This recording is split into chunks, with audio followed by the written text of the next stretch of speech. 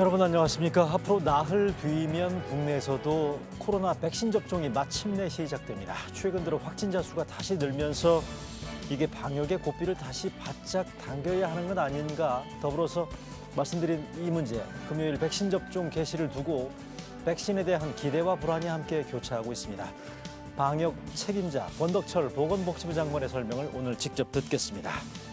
서울시장, 부산시장 4.7 보궐선거전이 점차 달아오르고 있습니다. 야권 후보 단일화 전망과 승패가를 주요 변수, 선거 뒤에 펼쳐질 정치권의 판도 함께 분석해보는 시간 갖겠습니다.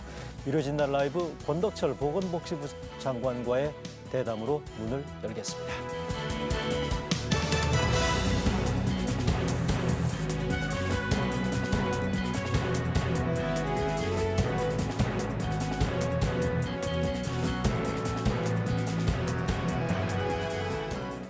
네, 권덕철 보건복지부 장관 모셨습니다. 안녕하세요. 네, 안녕하십니까. 네, 휴일 아침에 나와주셔서 감사드리고요. 먼저 그 코로나 현재 상황부터 진단해 보겠습니다. 어제 확진자 수가 400명대고 나흘 만에 400명대로 내려갔어요. 최근에 발표됐던 일주일간의 확진자 추이를 보면서 장관께 질문을 드려보겠습니다. 관련 자료 화면 띄워주시겠습니까? 자, 보시는 것처럼 어제 448명이 나왔죠.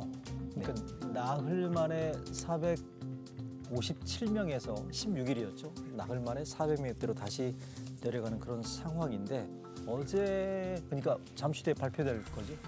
400명대 초반으로 지금 예상된다고 맞죠? 어떻습니까? 네. 어제 수치 지금 보고 받으신 게 400명대 초반으로 아마 발표될 걸로 예상되는 게 맞겠죠? 예, 그렇게 알고 있습니다. 그러면 어제 그제 이어서 이틀 연속 400명대라고 볼 수 있겠는데 최근 들어서 보면 설 연휴 전만 해도 200명대까지 떨어졌다가 지금 이게 꾸준하게 400~500명대를 유지하는 현재 상황을 지금 정부에서는 어떻게 보고 계십니까? 네, 이 거리두기 단계를 이제 설 연휴를 끝나고 당초에 그 지침에 따라서 좀 하향 조정을 했었습니다. 네. 그 하향 조정을 하면서 저희들이 국민들께 사회적 거리두기, 그다음에 설 연휴에 이동 자제라든지 또 5인 이상 모임 금지 이런 것들 계속 말씀을 드렸는데요. 네. 이번에 저렇게 그 확진자 수가 올라갔던 건 주로 외국인 근로자들이 많이 근무하는 사업장에서 나타났습니다.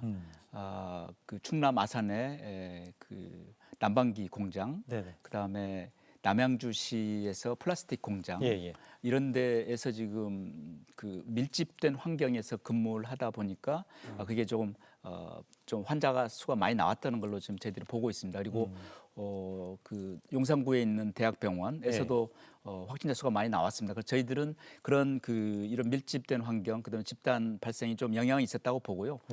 또 하나 저희들이 계속 예의주시하고 있는 건 설 연휴 기간에 저희들이 자제를 권고했지만 그래도 이동을 많이 하셨어요. 그래서 이런 가족 혹은 친지 모임 또 아니면 이런 여러 어린이집이라든지 학원, 사우나 이런 데서도 일부 증가의 요인이 있다고 봅니다. 저희들이 그 부분은 예의주시하고 있습니다.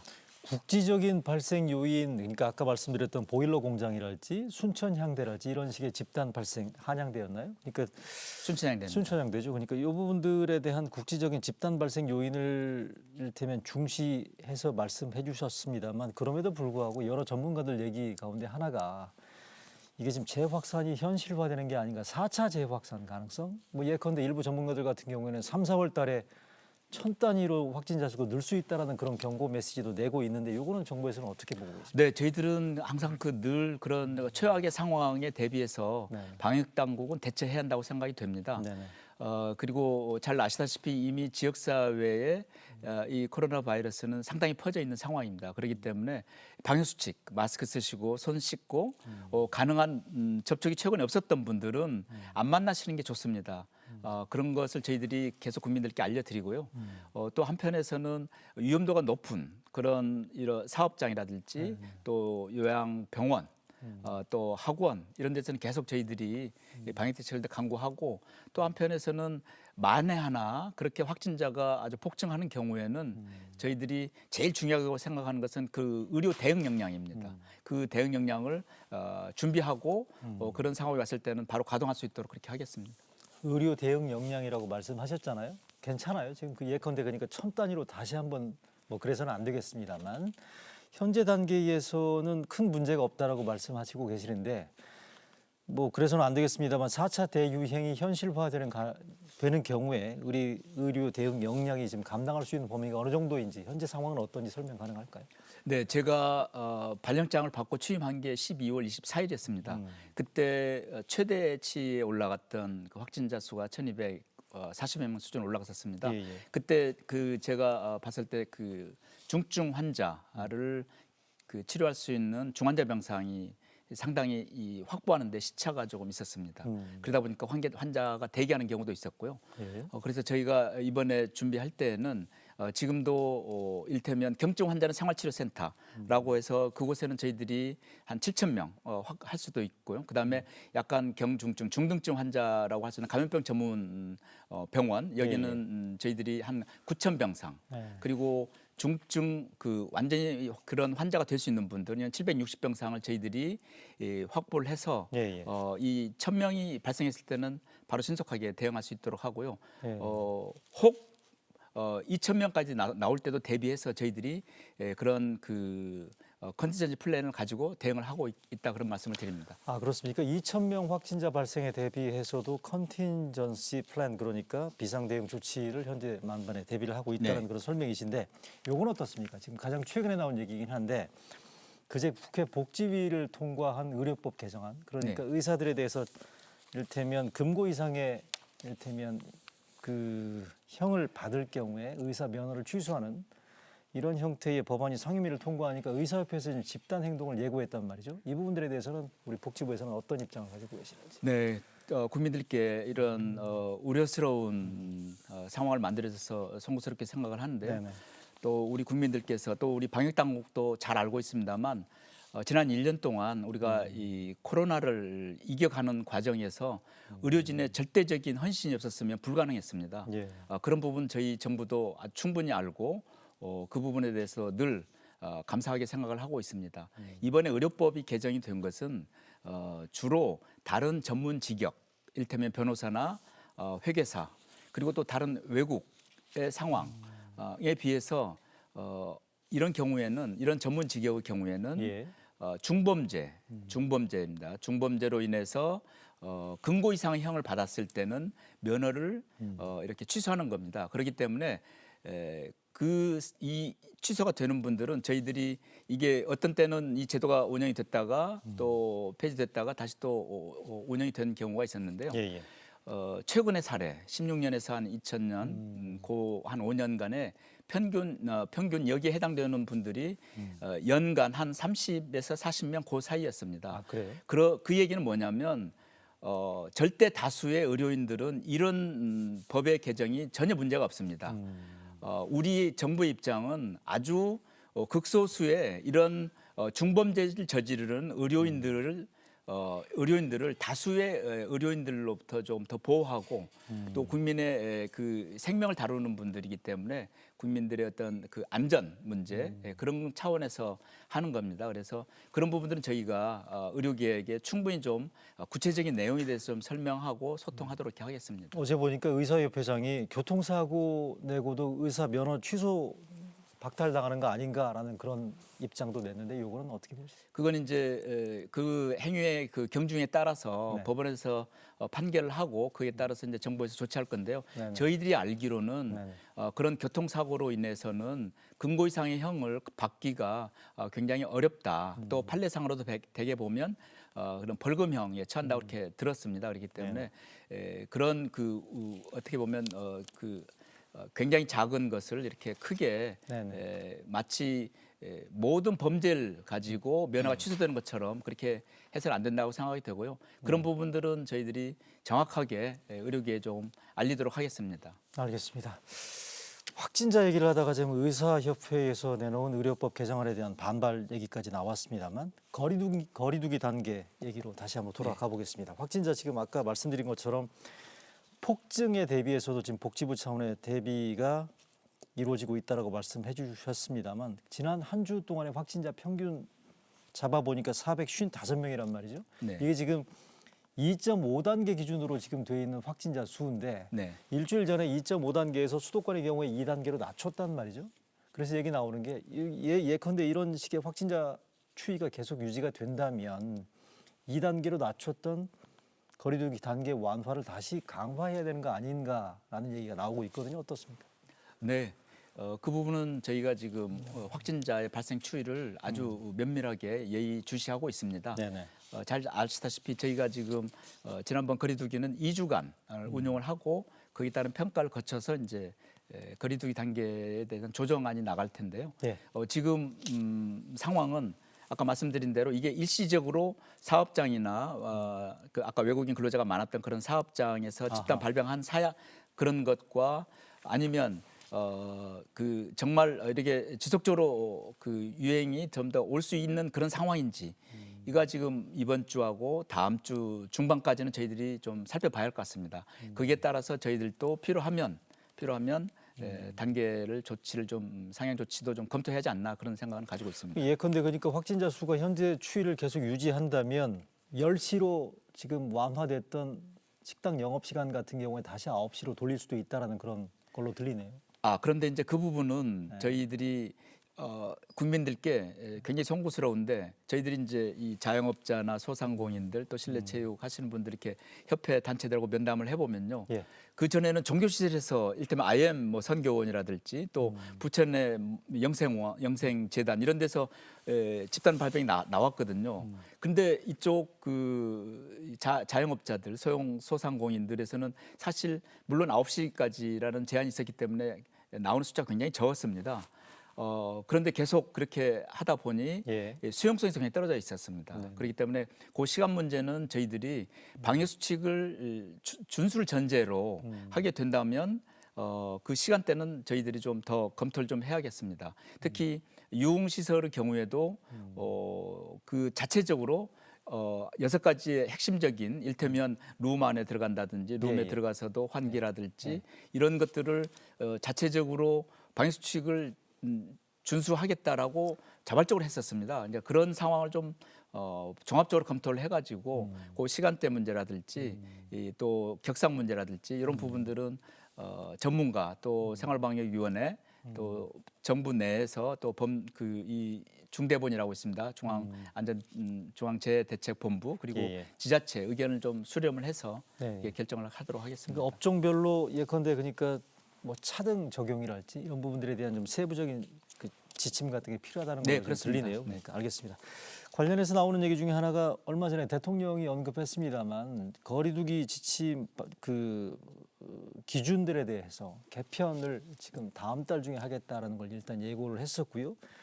보면 이번 주에 나온 얘기입니다만 자율과 책임을 강조하는 쪽으로 거리두기 지침을 개편한다라는 부분들이 있었는데 근데 이게 지금 거리두기 지침을 개편하는 것 자체가 확진자 수가 좀 감소하는 걸 전제로 하는 거 아닌가요? 어떻습니까? 그렇습니다. 확진자 수가 지금 아까 말씀 주신 대로 지금 뭐 500명, 600명대 다시 좀 400명대로 떨어지고 있는데요.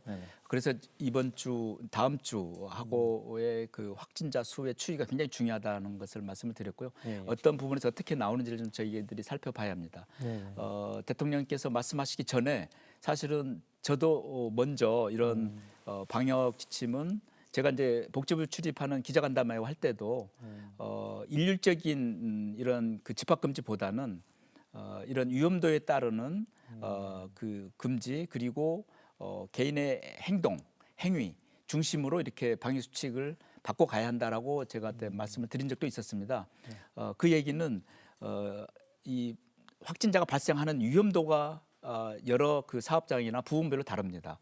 이를테면 저희들이 이번에 그 외국인 근로자들이 밀집해 있는 그런 사업장이라든지 또 다른 그 근무가 근로자들이 많은 직장이랄지 이런 데 위험도가 높습니다. 그러니까 그런 부분에 대해서는 어떻게 방역 수칙을 적용할 것인지 그런 수칙들을 만들고 그걸 그 사업 주체 그리고 그 사업을 관장하는 부처, 지자체 그리고 기본적인 것은 우리 국민들께서 방역의 기본 수칙을 준수하시도록 그렇게 저희들이 자율과 책임을 하도록 하는 거고요. 그 자율을 위반했을 때는 엄중한 책임을 묻도록 이를테면 바로 폐쇄 명령을 하고 구상권을 청구하고 하는 그런 것을 저희들이 해야 한다라는 그런 인식을 가지고 저희들이 지금 해 나가려고 하고 있고 대통령께서도 아마 그런 취지로 말씀하신 걸로 알고 있습니다. 그 개념과 취지에 대해서는 대략적으로 국민들한테 이제 알려져 있는 것 같고요.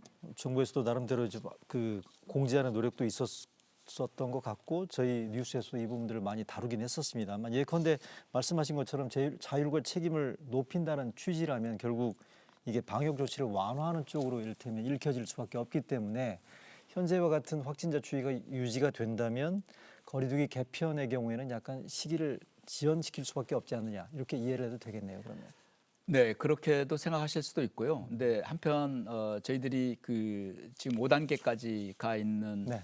거리두기 체계가 일테면 그 환자 발생 수나 그리고 아까 말씀한 대로 다중 이용 시설에 대한 집합 금지, 그러니까 중점 시설과 그냥 일반 시설과 구분하고 이런 여러 분류 체계의 문제가 있기 때문에 예. 그런 부분들은 저희들이 그런 기본 원칙 하에 요 근래에 발생하는 추이를 보면서 어떻게 우리가 그 거리두기의 시행 시기는 가져갈지 그런 부분들은 저희들이 전문가들하고 충분히 논의를 하겠습니다. 저희들이 이걸 하면서도 또 복지부 출입 기자단들하고도 또 이런 간담회도 했습니다. 그래서 많은 좋은 의견들을 주셨는데 그에 따라서 저희들이 전문가들과도 충분히 좀 소통을 해서 알겠습니다. 좋은 안을 좀 만들도록 하겠습니다. 거리두기 개편 시점을 어쨌든 유연하게 판단하고 결정하겠다는 것으로 이해를 하겠습니다.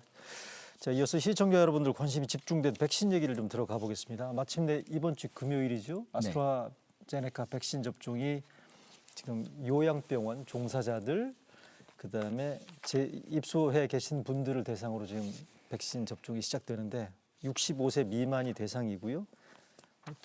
장관님 어쨌든 이게 그동안에 길고도 참 고통스러웠던 이 어둠의 터널의 끝이 보이는 겁니까? 어떻습니까? 정부 차원에서 어떻게 보고 계십니까?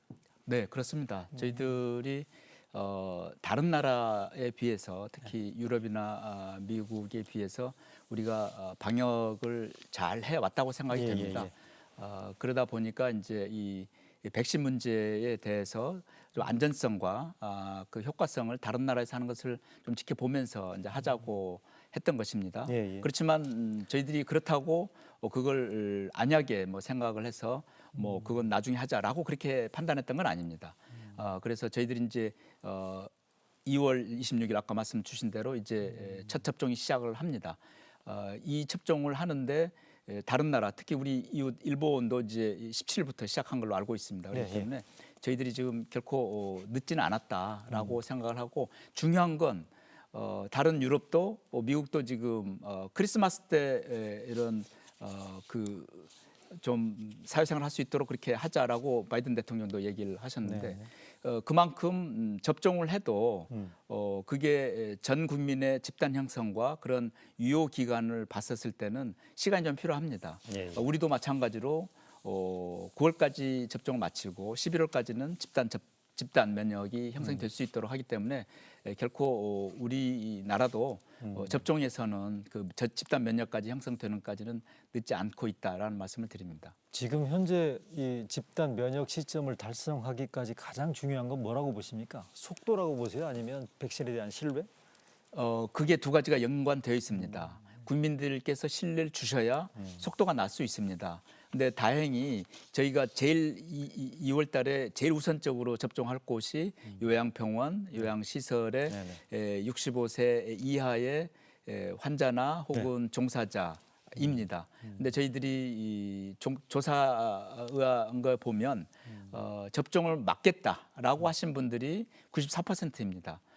그렇기 때문에 93.8인가 어제 나왔던데. 예, 정확하십니다. 네, 93.8%이기 때문에 나머지 부분들 한 6% 되는 종사자나 환자분들에게 저희들이 그 필요성을 계속 설득을 하도록 하겠습니다. 왜냐하면 이 접종은 본인의 동의하에 이렇게 시행하는 것이기 때문에 강제할 수는 없습니다.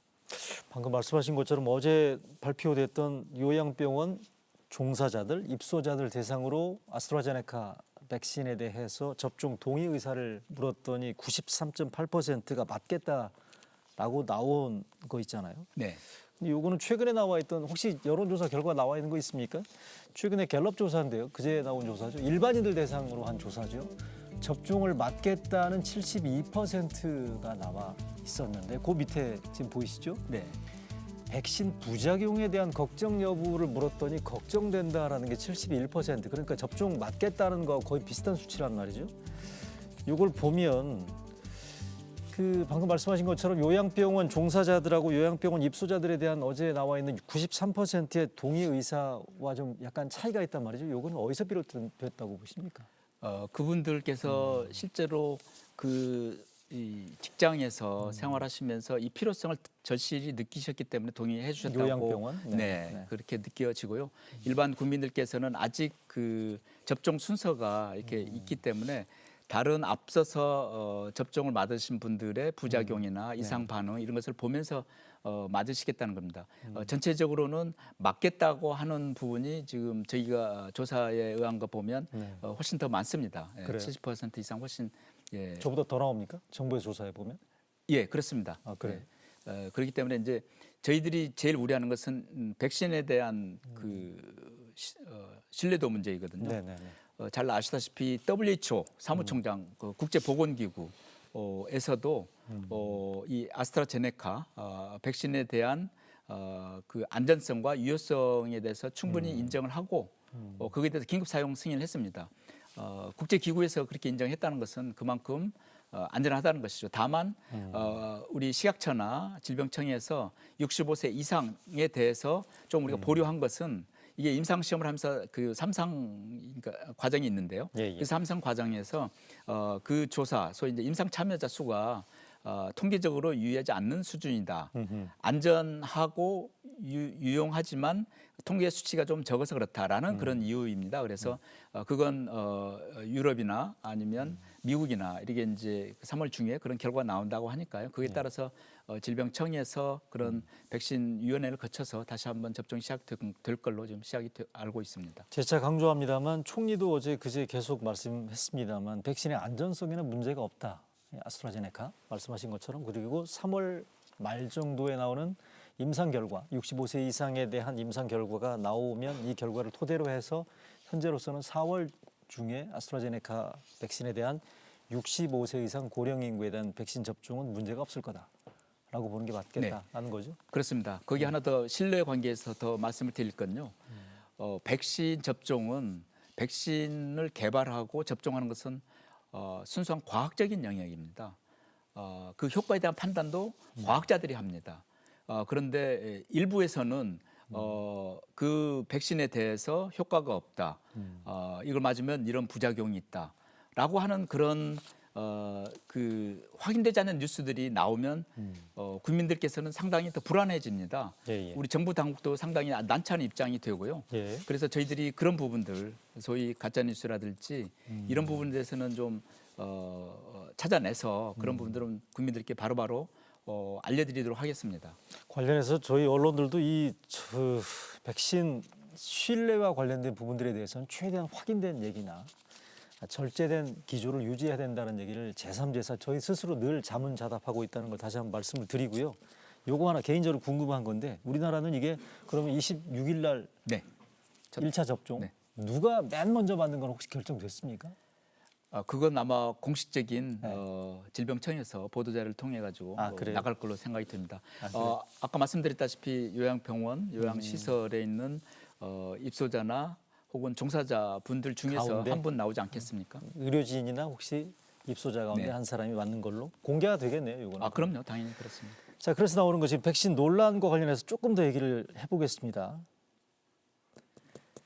고위공직자들이 이걸 좀 먼저 시범해서 맞아야 되는 게 아닌가라는 얘기들이 나오는 게 뭐 교황도 맞았고요, 바이든 미국 대통령도 먼저 맞았고요, 여러 나라 지금 국가 수반들이나 보건 책임자들이 우선적으로 맞는 모습들을 보여주는 게 장관께서 지금 제3, 제4 강조하셨습니다만 백신에 대한 논란과 신뢰를 국민들한테 직접적으로 몸소 실천 내지는 솔선수범해서 보여주겠다는 그런 얘기인데 관련해서 올 초에 있었던 대통령의 신년 기자회견 발언 잠시 들어보실까요? 네. 다만 만약에 정말 백신에 대한 불안감이 아주 높아져서 백신을 기피하는 상황이 되고 그렇게 해서 뭔가 솔선수범이 필요한 상황이 된다면 뭐 저는 뭐 그것도 피하지 않겠습니다. 상황을 종합했을 때 장관께서 보시기에 우리나라도 대통령이나 방역 당국 책임자가 솔선수범하는 모습을 보여야 된다. 어떻게 보십니까?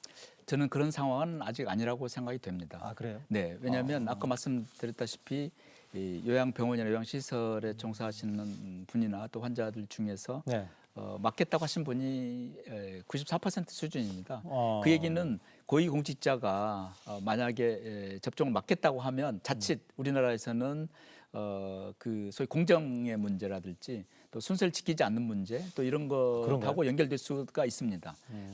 저는 언제든지 맞을 그 각오는 되어 있습니다만 네. 자칫 그런 모습이 비춰질까 이제 그런 걸 좀 우려하고 있는 거고요. 예, 전 어쨌든 필요한 경우에는 주저하지 않고 맞도록 하겠습니다. 그런데 외국의 경우와 조금 다른 것은 우리나라의 어떤 그런 문화 이런 것도 네. 같이 고려해야 하지 않나 그런 생각입니다. 우리나라의 문화라면 순서대로 말씀하시죠. 예, 그렇습니다. 우리가 그 일테면 힘 있고 또 돈이 있고 아하. 또 권력 있고 이런 데가 대개 또 뭘 이렇게 먼저 하지 않느냐라는 국민들의 아, 그런 의심도 거? 있습니다. 근데 현재 백신 불신이 우려할 정도 수준은 아니기 때문에 굳이 나서서 고위공직자들이나 방역당국 책임자가 예컨대 그러니까 그 우리 권 장관께서는 죄송합니다. 이거 시청자분들께 이해를 돕기 위해서 장관 혹시 나이를 말씀 네네 그렇습니다. 괜찮을까요? 지금 조사해 보니까 59세로 네, 그렇습니다. 되어 있습니다. 막 그러면 올 하반기로 원래 접종이 그렇습니다. 잡혀 있잖아요. 네, 네. 근데 요거를 그러니까 예컨대 4월이나 5월 달에 우선적으로 맞을 수도 있는 상황이 온다 치면 맞아야 된다면 맞으시겠다라는 네, 말씀이시고. 그렇습니다. 그리고 네. 또 하나 말씀하신 게 지금 이게 우리나라에서는 지금 요거를 만약에 먼저 맞게 되면 백신에 대한 불신을 해소하는 그런 긍정적인 측면도 있지만 한편으로는 저거 문제 있는 거 아니야? 혹시 이런 여론을 또 생길 수도 있지 않느냐 이런 게 지금 우려된다는 그런 말씀이시네요. 그렇습니다. 그러면은 현재로서는 뭐 예컨대 뭐 정은경 청장이랄지 장관 내지는 김강립 식약처장이나 이런 분들이 뭐 한 3월 정도에 우선적으로 시범적으로 접종을 실시하는 공개리에 맞는 이런 부분들은 현재로서는 잡혀 있지 않다. 네, 다만 그렇습니다. 네. 다만 이제 이런 부분들에 대해서 뭐 추가적으로 여론의 변화가 있다 할지 이런 경우에는 언제든지 뭐 직접 솔선수범할 준비는 돼 있다 이렇게 이해는 네, 되겠네요. 그렇습니다. 알겠습니다. 저희들이 이제 백신 관련 합동 회의를 복지부, 식약처, 질병청이랑 같이 합니다. 그때도 그런 논의를 했었습니다. 아, 그래요? 예, 그래서 국민의 신뢰를 확보하기 위해서 우리가 먼저 맞아야 하는 거 아니냐라고 그런 얘기도 나눴었는데 네네. 그 이런 면 저런 면이 있습니다. 그렇기 때문에 네네. 조금 더 상황을 지켜보고 네.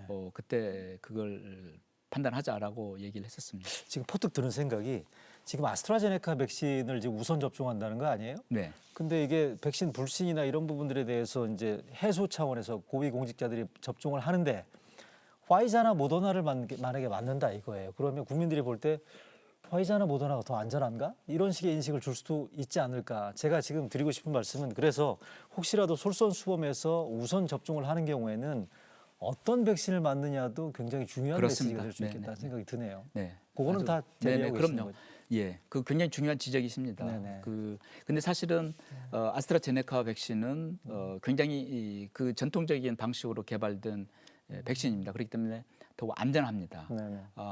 파이자나 모더나는 최근 1년간에서 소위 RNA 백신으로 해가지고 예, 예. 차세대 백신이 이렇게 1년 안에 이렇게 나온 거거든요. 예, 예. 보통 백신 개발하는데 뭐 8년, 10년 걸립니다. 그렇기 때문에 그런 안전성, 유효성이라든지 이런 것은 훨씬 더 지켜봐야 할 상황이거든요. 그런데 예, 예. 이제 외국에서 이제 그거에 대해서 소위 효능이 일테면 뭐 90%가 넘으니까 이제 그거에 대해서 예, 예. 선호하는 걸로 알고 있는데요. 네네.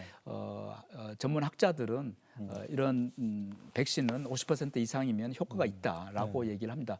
전체 국민이 맞는 게 중요합니다. 그렇기 때문에 그 부분은 백신이 다양한 백신이 공급되는 시기가 달라서 네네. 또 지금 2, 4분기, 그러니까 1, 4분기와 2, 4분기 초 이 네네. 부분에 그 공급 일정이 있기 때문에 네. 이렇게 고위공직자들이 이렇게 먼저 맞겠다라고 하는 게 국민들께서 만약에 불안하시면 당연히 맞아야죠. 근데 그렇지 않은 상황이면 저희들은 조금 뒤에 맞는 게 더 맞지 않나 그런 생각입니다. 알겠습니다. 하여간 이번 주 금요일로 잡혀 있는 백신 접종 개시 시점 차질 없이 준비 잘 해주시기를 다시 한번 부탁드리고요. 권덕철 보건복지부 장관과 오늘 말씀 나눠봤습니다. 말씀 잘 들었습니다. 네, 감사합니다.